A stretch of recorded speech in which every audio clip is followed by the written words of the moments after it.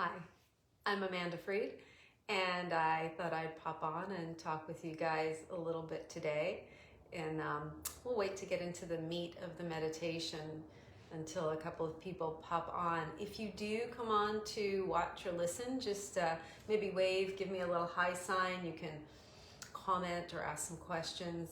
It is an amazing day here in Tucson, Arizona. We got the rare snow. Tons of rain, some hail. I went out a little while ago for groceries and it was actually sunny, and it's just the most amazing, delicious weather day. Now you guys, if you're back east, then you don't appreciate the snow and rain as much as we do probably, but to have a day like this, it's such a celebration of the elements for us here. You know, sometimes I'll look at the weather, and you look at the 7-day or the 10-day and it's like sunny, sunny, sunny, sunny, sunny. And I know that you guys that live in the Northwest or Northeast go, well, oh my God, I would love something like that. But it gets so one-dimensional that sometimes it's kind of hard to deal with. It's like, oh my gosh, sunny day again. But it sometimes takes, certainly the rain, we haven't had rain in months and months and months. And sometimes the intensity of the elements too, to make you feel a little bit alive. So today has just been the most glorious, most amazing day. You have to keep looking out the window to see what's changed. Is it snowing now? Is it raining now? Is it sunny now? Is it hailing? I live up in the foothills near to the Catalina Mountains, and the mountains are covered with snow. We rarely see this far down. Normally we can see that up on Mount Lemmon, but the mountains are covered with snow really far down. I had snow on my patio this morning. So, I don't know, it just feels like a great day to be alive. And like I said, there's so much life going on outside. It's pretty amazing. But what I wanted to talk to you about today, I named this meditation today, Radical Self-Care. You know, we talk about self-care. It's kind of a buzzword these days. Like, what does self-care look like? Well, yeah, you can give yourself a facial, or you could, stay home and bake or sleep or do your nails or something like that. All that is good self-care. You know, when you're cooking something that you like, or eating healthy foods, or drinking something that you like, yes, it all comes under the heading of self-care. But today we want to talk about something a little bit different that I'm calling radical self-care. You know, I had to leave a social situation over the weekend, and because it was inside, or it was going to be inside, it wasn't feeling really safe. And with no judgment at all. No judgment at all. I am just deciding what feels safe for me during a pandemic. And so I've got no judgment for other people. I'm hoping other people don't have judgment for what I choose to do and what I choose not to do. But it was so funny because it felt like this, I felt like I was playing hooky. So I kind of ran out of this social environment, and I got some takeout food, and I came home and watched some movies, and it was like, I don't know, it felt like I was cheating, or it felt dangerous, or it felt really radical. But it was really just about self-care. It was really just about, what do I need to do to take care of myself and kind of protect myself and keep myself safe in this moment. But there was something really exhilarating about it, kind of like the weather today. And then today I had an email from a client who had very much the same experience. She had been invited somewhere and didn't feel comfortable about it. And I don't even think it was COVID. I think it was just a multitude of reasons. And she did exactly the same thing. She chose not to do something, and at the same time felt completely exhilarated by making this choice. So these are hard things to do, especially in the face of a pandemic.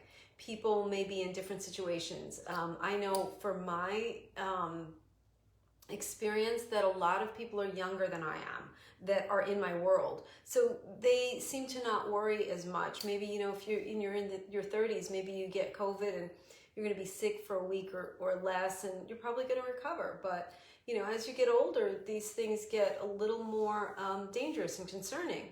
So I have to make different decisions than the people around me. And these are hard things to do. We want to be accepted by our crowd. We don't want to insult anybody. We don't want to hurt any feelings. So sometimes it can be a really hard thing to do, to take care of self when others are involved. A friend of mine calls this your committee, right? Is your committee involved in making your decisions for yourself? So in today's meditation, we're just going to turn the attention in and experience maybe some moments when we weren't so confident to take care of ourselves, and then really sort of grow that part of us that is in touch with self so that we can make these harder decisions. So you'll see, like, part of my self-care is I've got Ganesha up here, I got Ganesha over here, I've got an amethyst over here, so I'm kind of surrounded with my committee that I call part of my self-care. I've got some deities over here, and I call them my team. So find your comfortable seat. We're going to meditate for probably about 10 to 15 minutes. If you're listening and you're driving and you can't, that's fine. These will be recorded. I'm going to put these on my YouTube channel. Thank you for those of you that did subscribe. And if you haven't, I would love for you to subscribe. Amanda Freed Meditation. It helps me to grow the channel, and I will keep putting meditations up for you. So find your comfortable seat and allow your eyes to close down gently. So just this act of taking a moment for yourself to sit with yourself, to be in audience with yourself. And when we talk about the self right now, we talk about the self with a capital S. So the highest expression of you. So we connect with the breath.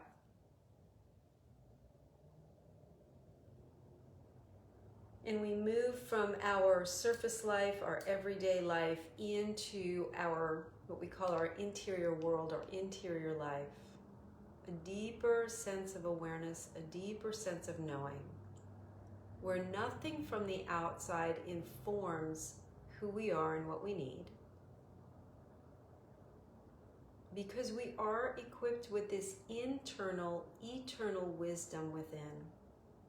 So when we close the eyes and turn the attention in, that's what we're tapping into. So once again, connect with the breath.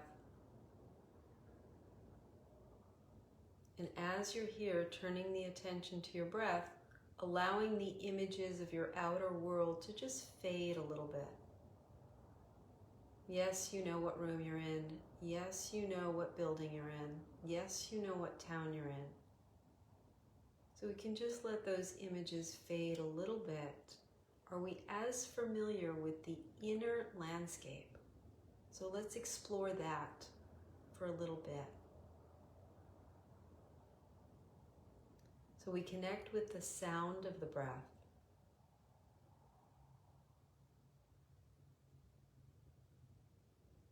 And you might have to train or strain the attention a little bit to listen to the breath. As there are probably other sounds in the room, that's fine. Placing as much of your attention now as you can on the inhale.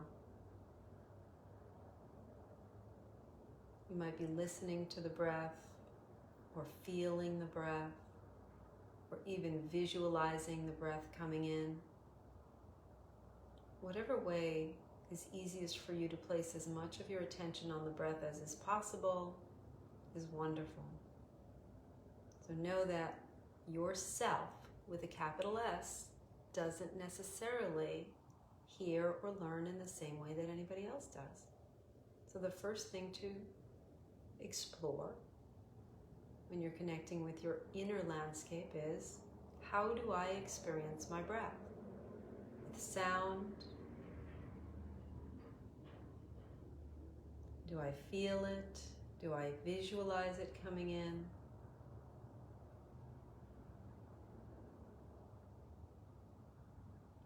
Me, I'm kinesthetic. I tend to feel the breath. So I want to notice, how can I feel the breath? Can I feel it come in through my nostrils? Can I feel my lungs inflate a bit? Can I feel my belly soften with each inhale? Just take a moment to notice how you experience your breath. Starting with the inhale and then gently moving to the exhale.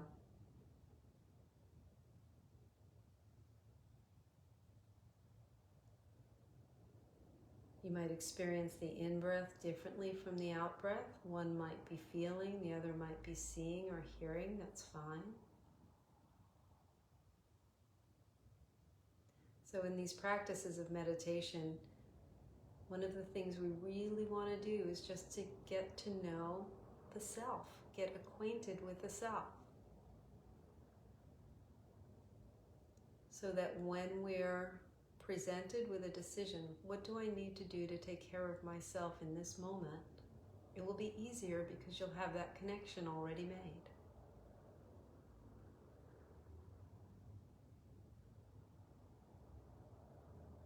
The breath is that which connects us from the material world to a deeper awareness. So not only is this a mechanical, physical action, but the prana, the life force energy, can be experienced through the breath.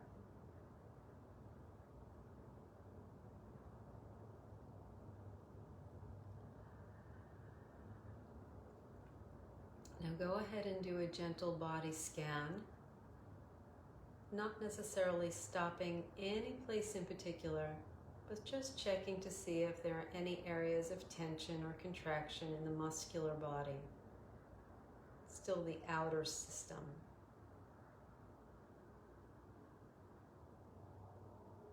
You can check in with your neck or shoulders or back, hips or knees.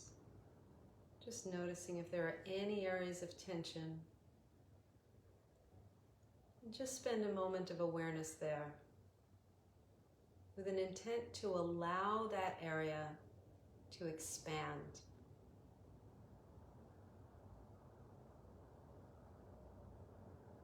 If it's available for you, you can send the breath there. If not, just pay attention to those areas and breathe normally.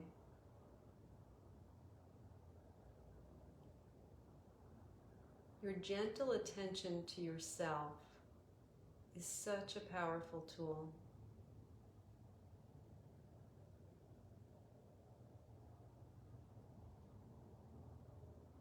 The highest self really only wants your presence.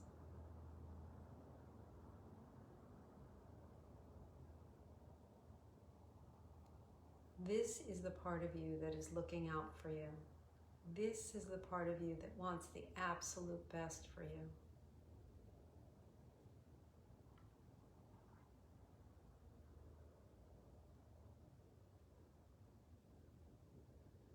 Letting any focus on the muscles of the body release. Turning the attention back to the breath.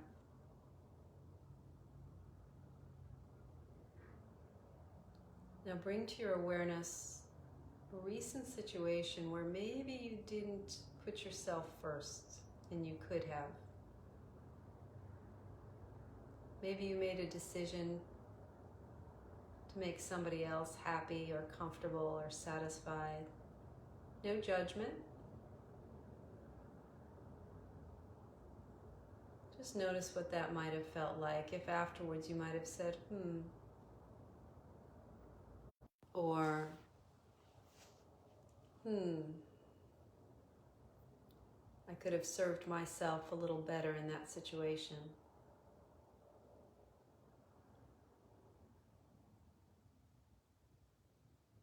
Or maybe I came away from a situation where I was less than satisfied or even upset.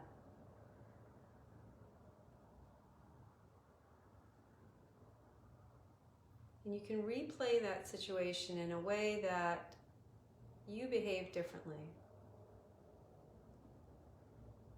in a way that maybe you represented yourself a little better.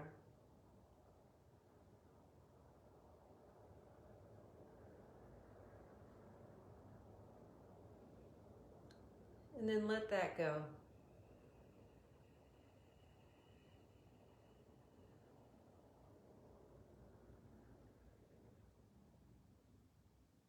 Connect with the breath. Connect with that part of you that knows that you are the most important component of your life.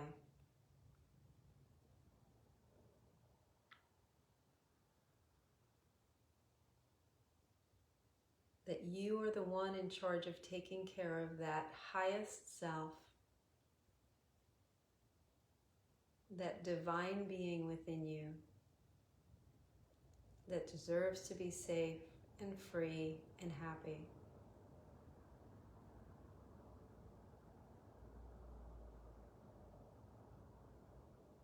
And now you might have a situation coming up. You might have a decision that you're grappling with.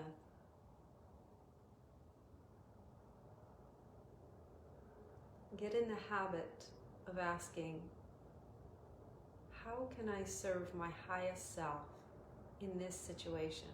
So take a moment now and ask, silently inside, how can I serve my highest self in this situation?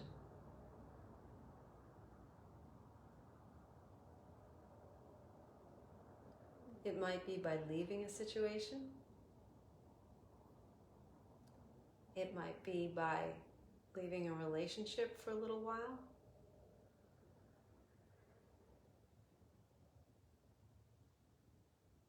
It might be by making the choice to be alone. It might be by making the choice to be with people.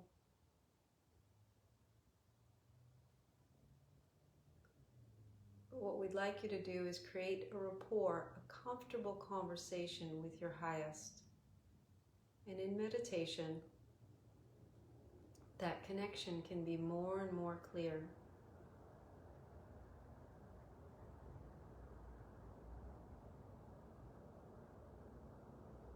And deepen the breath, and we ask an open-ended question meditation. How can I serve my highest self in this situation? You don't have to wait for an answer. You don't have to manufacture an answer. We place gently a question.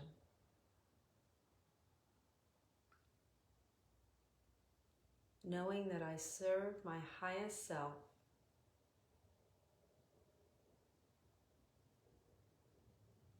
and in so doing, I serve the highest in others as well.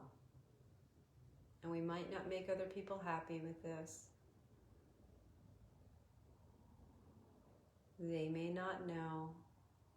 They may not be in touch with their highest selves. But nothing else is possible. When you serve your highest, you are also serving the highest in others. Take a few more moments with that inquiry. Now you may have different situations. It may be general. I ask every day, how can I serve my highest? And then how can I serve others in my highest expression?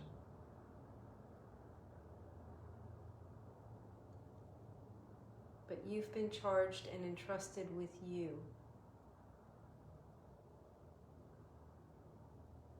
So there's no shame in taking care of that self first.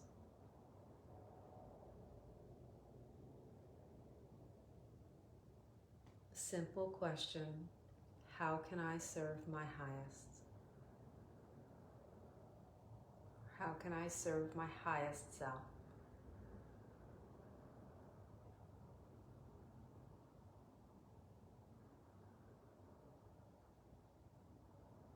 And deepen the breath.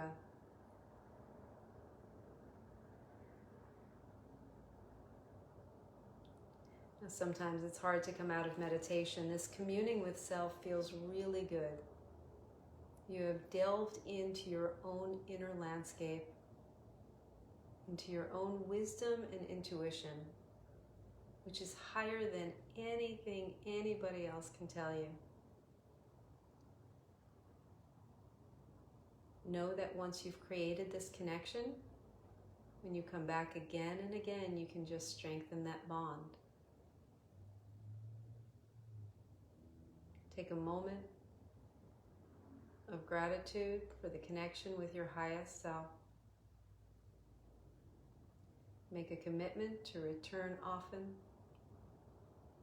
and to listen to that intuition, that part of you that knows what's best for you and has the strength and fortitude to follow it.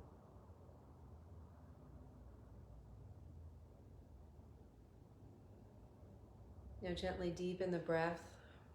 Place your attention back on the inhale, bringing the awareness back to the body, slowly maybe wiggling fingers and toes. I always like to check in with my neck. That's where I hold tension, or shoulders. And then in your own time, gently blinking the eyes open.